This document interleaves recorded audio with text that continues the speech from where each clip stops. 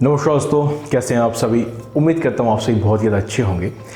Hair transplantation का जब decision लेते हैं आप में से सभी लोग करीब मन में एक थॉट तो आता है कि भाई एक पैसा खर्च करो, सर्जरी करेंगे, खून बहेगा, एक थोड़ा सा दर्द होगा, उसके बाद जो बाल लगाते हैं वो कितने साल तक चलेगा और क्या ये रिलायबल है हेयर ट्रांसप्लांटेशन। क्योंकि मैं तो अपने डिस्क्लेमर में डायरेक्ट पूरा बोल ही देता हूँ आप लोगों को कि हेयर ट्रांसप्लांटेशन बिल्कुल भी कुछ भी नहीं कहा जा सकता। ये बॉडी रिस्पॉन्स पे काम करता है। 99% केसेस सक्सेसफुल होते हैं, लेकिन उसके बावजूद भी कितने साल तक चलेगा ये मन में सबके थॉट आता है। बहुत सारे ऐसे केसेस सामने दिख जाते हैं। नरेंद्र मोदी जी का देख सकते हैं, 15 साल के आसपास हो चुके हैं, उनको हेयर ट्रांसप्लांट कराए, फिर भी बहुत ही अच्छी तरीके से उनके बाल हैं। ठीक है, और भी ऐसे बहुत सारे केसेस हैं जिनके बाल दिखते हैं सर पे ट्रांसप्लांटेशन के बाद भी। और ऐसे कुछ केसेस ऐसे भी दिखते हैं जैसे वीरेंद्र सहवाग का, जिनके जो है ना बाल झड़ चुके हैं ट्रांसप्लांटेशन करवाने के बाद भी। ठीक है, तो लोगों के मन में ये आता है कि भाई, कई लोग कमेंट भी करते हैं इस टाइप के कि भाई हेयर ट्रांसप्लांटेशन के बाद कितने दिन तक ये ट्रांसप्लांटेड बाल चलेंगे। कुछ लोग बोलते हैं 2 साल 3 साल में झड़ जाएंगे वापस। तो ये सारे डाउट जो है ना आज के वीडियो में क्लियर करने वाला हूँ पूरी तरीके से। और ट्रस्ट में ये वीडियो आप लोगों के लिए तो हेल्पफुल होगा। मे बी हेयर ट्रांसप्लांटेशन के जो क्लिनिक्स हैं उनके लिए ना हो, लेकिन जो भी सच्चाई है हेयर ट्रांसप्लांटेशन को लेकर वो मैं आपको इस वीडियो में शेयर करने वाला हूं। और ये वीडियो एक वीडियो नहीं होगा, 1 या 2 और वीडियोस इसमें आएंगे जिसमें मैं आपको कंटिन्यूसली आपको समझाऊंगा कि हेयर ट्रांसप्लांटेशन एक्चुअल में पूरा साइंस क्या है उसका। ठीक है, सबसे पहले हम समझ लेते हैं कि हेयर ट्रांसप्लांटेशन बेसिकली काम कैसे करता है। आप में से अधिकांश लोग जानते होंगे, लेकिन उससे पहले सबसे पहले तो भाई लाइक कर दो इस वीडियो को। आप लोग लाइक, मैं अगर लास्ट में बोलता हूँ तो करते नहीं हो, पहले शुरुआत में इसलिए बोला भाई लाइक कर दो। लाइक करते हो तो भाई एनर्जी आ जाती है कि हाँ भाई, मतलब मज़ा आ जाता है कि हाँ लाइक कर दिया वीडियो को। चलो हेयर ट्रांसप्लांटेशन का साइंस समझ लेते हैं। सबसे पहले हेयर ट्रांसप्लांटेशन का साइंस यही है कि आपके जब बाल झड़ जाते हैं, बाल झड़ जाने के बाद जो है ना आपके पीछे के बाल, जो आपके ये पीछे के बाल होते हैं ना, देखेंगे आप जो बूढ़े बुजुर्ग लोग होते हैं उनके वहाँ के नहीं झड़ते हैं। ठीक है ना, तो वहाँ के बाल जो है ना आपके यहाँ के निकाल के यहाँ लगाए जाते हैं। पहले ये बोला जाता है ये DHT प्रूफ। 90% केसेस में जो है ना बालों के झड़ने का कारण DHT होता है, डाईहाइड्रोटेस्टोस्टेरोन। मीन्स उसके कारण जो है ना आपके बालों के जड़ों में ब्लॉकेज बनता है और उसके कारण बाल झड़ जाता है। और यहाँ के बालों को बोला जाता है कि DHT प्रूफ होता है। ठीक है, तो यहाँ से निकाल के आपके यहाँ रेसिपिएंट एरिया में लगा दिया जाएगा, वो बाल लंबे समय तक चलेगा और सही भी है। लेकिन जब सबसे पहले हम ही लोगों ने जो है ना ये चीज़ सबके सामने लाए थे कि यहाँ के बाल DHT प्रूफ नहीं होते हैं, DHT रेजिस्टेंट होते हैं। मैंने इसका एग्जांपल दे चुका हूँ। DHT प्रूफ का मतलब ये होता है, घड़ी का एग्जांपल दिया था कि वाटर रेजिस्टेंस घड़ी जो होती है कि वो थोड़ा बहुत पानी का बौछार तो सह लगा, लेकिन जब गहराई में पानी के ले जाओगे वाटर रेजिस्टेंस घड़ी के अंदर पानी चला जाएगा। और वाटर प्रूफ घड़ी कौन से होते हैं? प्रूफ का मतलब वाटर प्रूफ, जो पहन के आप समुद्र की गहराई में भी चले जाओगे तो भी उसके अंदर पानी नहीं जाएगा।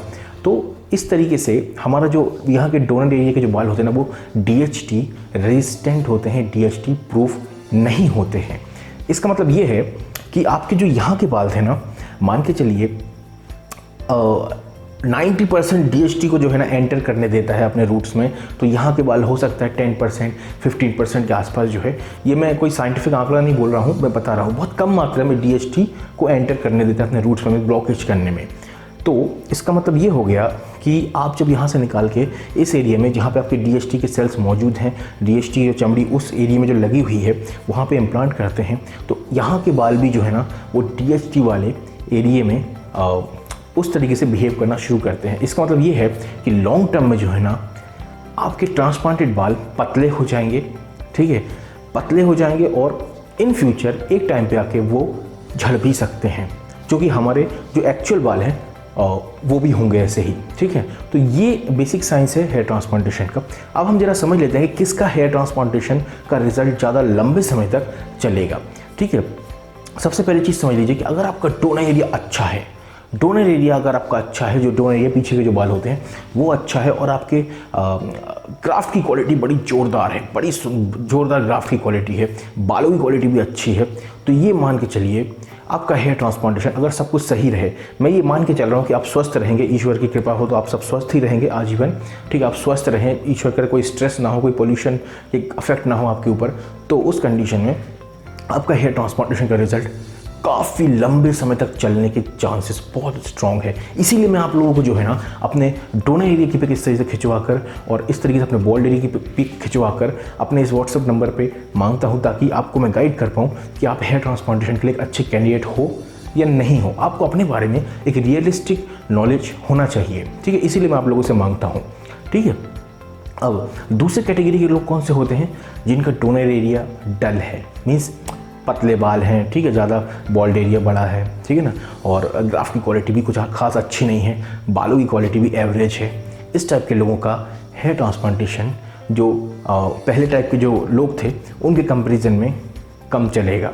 जी हाँ, अगर पहले टाइप के लोगों का अगर 25 साल 30 साल चल रहा है तो ये जो सेकंड कैटेगरी के जिनका टोनर ये ख़राब है, टोनर बालों की क्वालिटी कमज़ोर है, ग्राफ्ट क्वालिटी कमज़ोर है, इनका जो है ना हेयर ट्रांसप्लांटेशन का रिजल्ट में भी 15 साल चले, 10 साल चले, या मे भी 18 साल चले, इस टाइप का चलेगा। कंडीशंस क्या है? आपकी बॉडी फिट है, कोई स्ट्रेस लेवल नहीं है, पॉल्यूशन से मुक्ति है, केयर कर रहे हो, उस कंडीशन में बात कर रहा हूँ मैं आपको, ठीक है। क्यों? क्योंकि मैंने आपको बता दिया था जिसका टोनर एरिया अच्छा है, ग्राफ्ट क्वालिटी अच्छी है, तो जब उस पर DHT का अफेक्ट होगा, ठीक है, DHT का जब अफेक्ट होगा तो पहले तो वो मोटे बालों को पतला करेगा, धीरे धीरे जब तक पतला करेगा तब तक आपकी एक अच्छी खासी 10-15 साल की उम्र निकल जाएगी, ठीक है।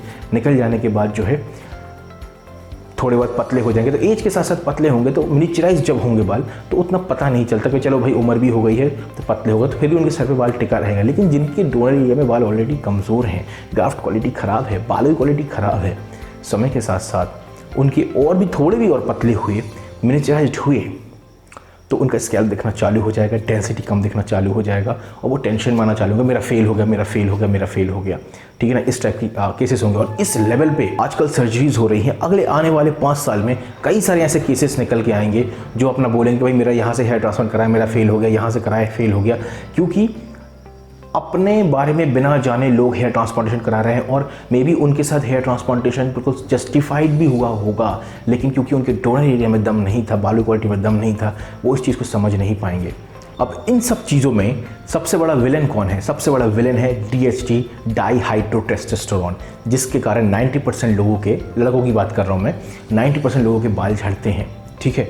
DHT का प्रभाव के कारण ही जो है आपका हेयर ट्रांसप्लांटेशन का रिजल्ट जो है वो ख़राब होता जाएगा एक टाइम के बाद। अब कई लोगों का 10 साल में हो सकता है ख़राब, कई लोगों का 15 साल में, कई लोगों का 20 साल में, कई लोगों का 30 साल में, लेकिन धीरे धीरे मिनिचराइजेशन होगा ही 100% श्योर है, ये साइंस बोलता है, ठीक है। ये सारी चीज़ खुल के आपको कोई बताता नहीं है, लेकिन मैं आपको बता रहा हूँ, जितना कमज़ोर और एवरेज टोनर एरिया होगा उसका उतनी जल्दी जो है ना मिनिचराइजेशन हो जाएगा, और स्कैल्प उनका दिखना चालू हो जाएगा, मीन्स उसके उतनी जल्दी जो है ना बाल पतले होना चालू हो जाएगा।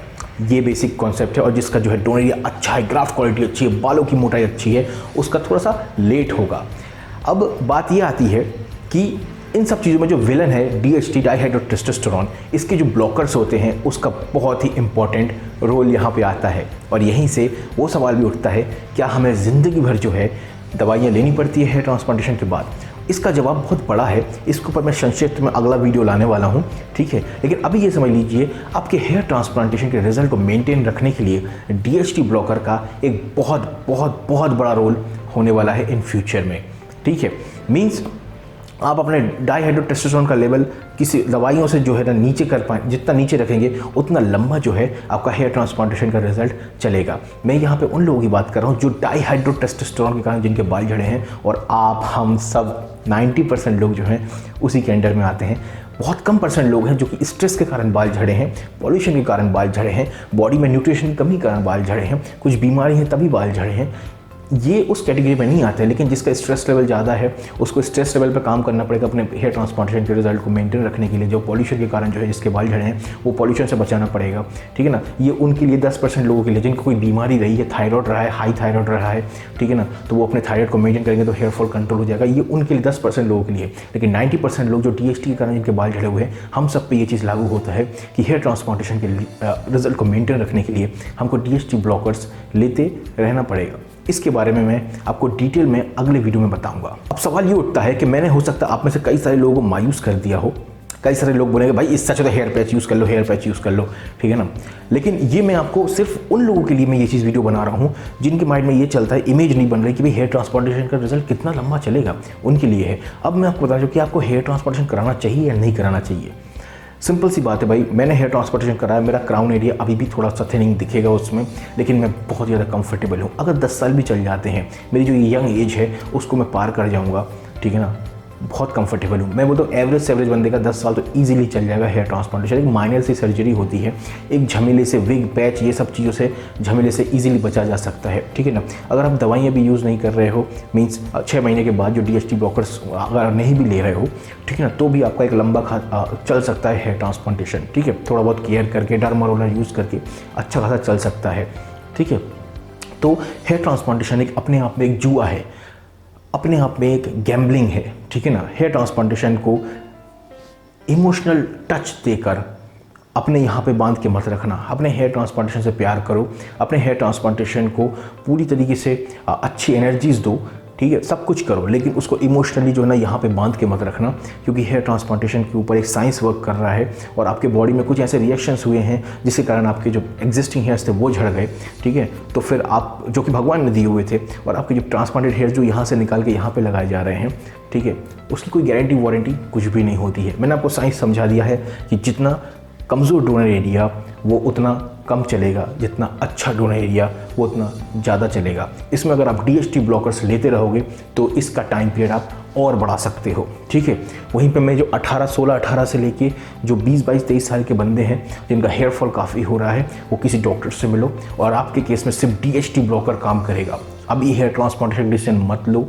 DHT blocker is the next new big thing in the hair fall market, ये चीज़ याद रखिएगा। फिर से बोल देना चाहूँगा कि जो लोग मायूस हो चुके हैं इस वीडियो को देखकर, मैं आपको बता देना चाहूँगा हेयर ट्रांसप्लांटेशन 10-15 साल का माइंडसेट लेकर ही कराइए अगर आपको कराना है। जो आपकी यंग एज होती है, जिसमें आपको शादी करना है, करियर है, फोकस, ये सारी चीज़ें आपकी सेटल हो जाएगी। तब तक तो आपके हेयर ट्रांसप्लांटेशन के मार्केट में बहुत बड़े जो है इन्वेंशन हो चुके होंगे उस टाइम तक। इसलिए हेयर ट्रांसप्लांटेशन के लिए मैं अभी भी थम्स अप दूंगा, और मेरा बहुत ही अच्छा डिसीजन था हेयर ट्रांसप्लांटेशन। उम्मीद करता हूँ ये वीडियो आप लोगों को पसंद आया होगा। अगर ये पसंद आया है इस वीडियो को तो लाइक करो, शेयर करो, हमारे चैनल को सब्सक्राइब करो। हो सकता है मिक्स्ड रिएक्शंस हो आप लोगों के, please let me know in the comment section में नीचे बताओ जरा आप क्या सोचते हो इस वीडियो के बारे में, क्योंकि अगला जो वीडियो मैं लाने वाला हूँ उस वीडियो में आप लोगों को मैं शेयर करूँगा कि किस तरीके से जो है कि आपको ज़िंदगी भर जो है मेडिसिन से लेते रहना पड़ेगा, DHT ब्लॉकर्स लेते रहना पड़ेगा।